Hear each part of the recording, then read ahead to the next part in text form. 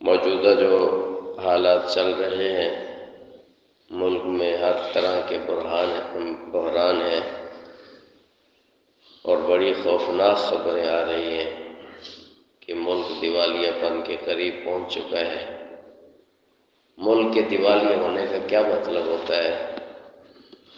ملک کے دیوالیہ ہونے کا مطلب یہ ہوتا ہے کہ جیسے ایک بکری کا بچہ پیدا ہو جائے اور وہ بھاگ دوڑ بھی نہیں سکتا، اپنے آپ کو بچا بھی نہیں سکتا، اور اس پر درندے اور پرندے اس کو نوچنے کے لیے کود پڑتے ہیں۔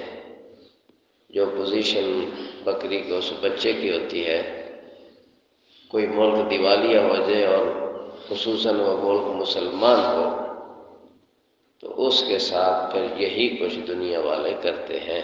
دیوالیہ کا مطلب یہ ہے، یہ لفظ آپ نے سنا ہوا ہے، دیوالیہ ہو جائے گا، دیوالیہ ہو گیا، اس کا مفہوم نہیں پتہ، یہ کتنا خوفناک لفظ ہے۔ تو بہت زیادہ اللہ کی طرف رجوع کی ضرورت ہے۔ پھر حالیہ یہ زلزلے ترکیہ میں آیا، شام میں آیا، ہزاروں لوگ بیچارے شہید ہوئے، جو اہل ایمان تھے وہ شہید ہوئے، جو کفار تھے وہ ہلاک ہوئے۔ تو یہ باقی دنیا والوں کے لیے عبرت ہے، اور جیسے پیشین گوئیاں دے رہے ہیں، واللہ عالم یہ کوئی سائنسی تجربے ہیں یا قدرتی آفات ہیں، جو کچھ بھی ہے، تو بھئی ہم اپنی زندگیوں کو بدلیں، اپنا رخ بدلیں، اللہ کی طرف رجوع کریں کہ اللہ پاک ایسے حالات بھیجتے ہیں کہ میرے بندے میری طرف رجوع کریں، میری نافرمانیاں بغاوتیں چھوڑ دیں۔ اور یہ زلزلہ اللہ نے فوراً پہلے ہم پر نہیں بھیجا، ہمیں اللہ نے توبہ کے لیے موقع دیا ہے، مہلت دی ہے، سنبھل جاؤ، معافی مانگ لو، توبہ۔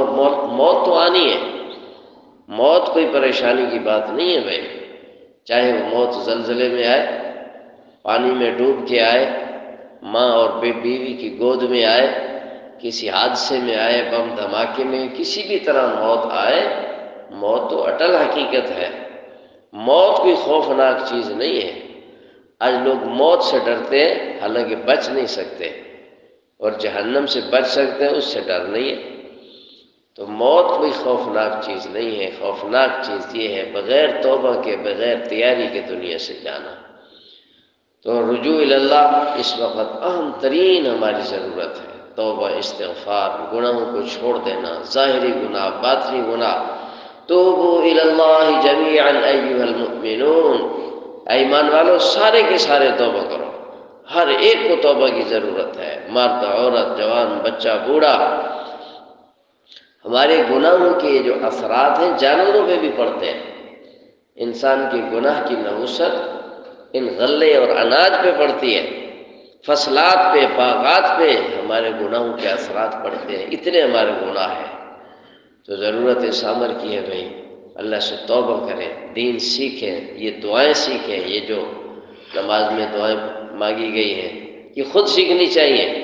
پچھلے دنوں 2-3 دن سے ایک میسج وائرل ہوا ہے سوشل میڈیا پہ، پشاور کے ایک عالم مولانا حبیب الرحمن صاحب، انہوں نے خواب میں دیکھا حضور انور صلی اللہ علیہ وسلم نے پاکستان کے بارے میں بڑی تشویشناک صورت کا اظہار فرمایا، اور خصوصی طور پہ ہمارے لیے ایک دعا ارشاد فرمائی، اور اس میں ذکر تو علماء کا ہے، علماء کو کہیں کہ اس دعا کی کثرت رکھیں، تو باقی سب کو مانگنی چاہیے۔ اس دعا میں بھی توبہ استغفار ہے۔ ترمذی شریف کی وہ دعا روایت ہے کہ حضور انور صلی اللہ علیہ وسلم سجدے میں اکثر یہ دعا مانگا کرتے تھے، اللہم اغفر لی ذنبی کلہ دقہ وجلہ وأولہ وآخرہ وعلانیتہ وسرہ، جس کا ترجمہ اللہم اغفر لی ذنبی کلہ، یا اللہ میرے سارے گناہ معاف فرما دے، دقہ وجلہ، بڑے اور چھوٹے گناہ معاف فرما دے، اولہ وآخرہ، اگلے اور پچھلے گناہ معاف فرما دے، علانیتہ وسرہ، جو ظاہراً کیے، چھپ کے کیے، سارے گناہ معاف فرما دے۔ ہر بندے کو بھئی گناہوں کی معافی کی ضرورت ہے، اس لیے توبہ استغفار۔ آیت کریمہ لا الہ الا انت سبحانک انی کنت من الظالمین، یہ بھی گناہوں کی بخشش اور معافی کا ذریعہ ہے۔ یہ آیت تو تقریباً اکثر لوگوں کو یاد ہی ہے۔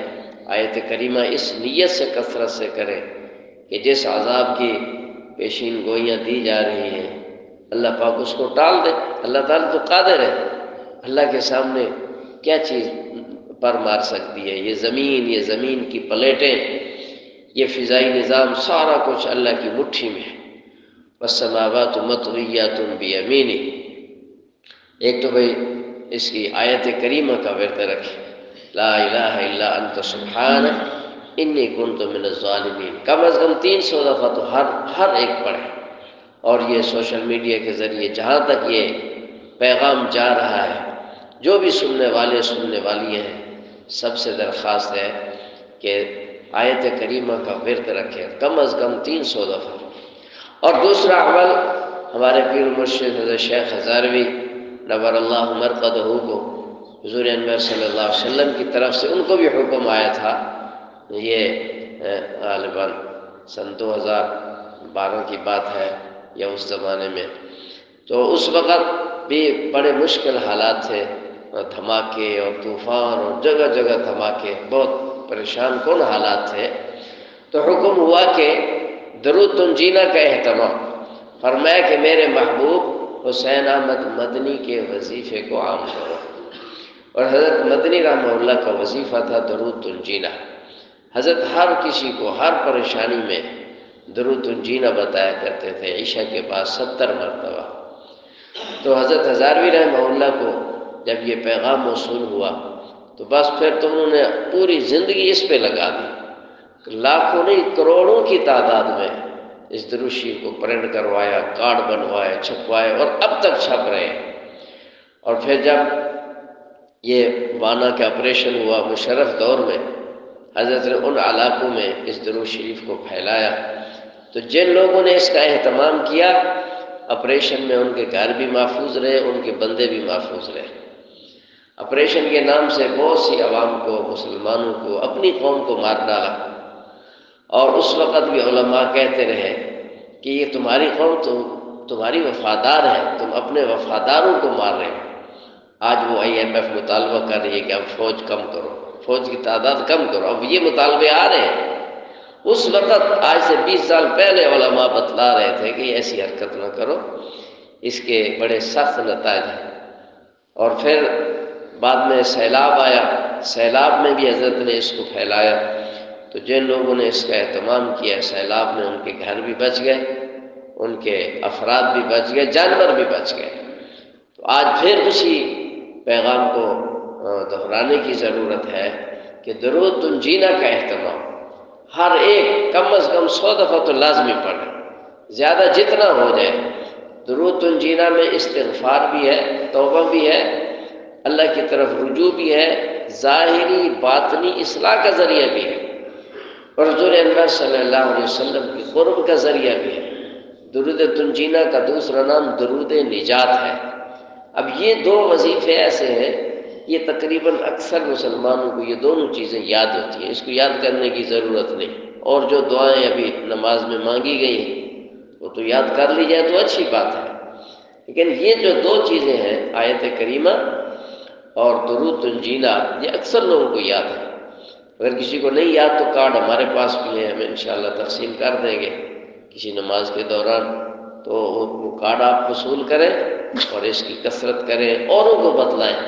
اور یہ فجر کی نماز میں انشاءاللہ کچھ دن یہ دعا جاری رہے گی، ذوق شوق کے ساتھ تشریف لائیں، اور دوستوں کو بھی اس کی دعوت دیں، شہر میں دائیں بائیں جہاں جہاں آپ کام پہ جاتے ہیں ان کو دعوت دیں، بھی فجر کی نماز وہاں کے پڑھو، دعا میں شریک ہو۔ دعا میں جتنا مجمع زیادہ ہوگا اور پورے مجمع میں کوئی ایک بندہ اللہ کا پسندیدہ ہوگا تو اس کی وجہ سے انشاءاللہ سب کی دعائیں قبول ہو جائیں گی۔ کوشش کریں گے سب حضرات، اللہ پاک سب کی حفاظت فرمائے۔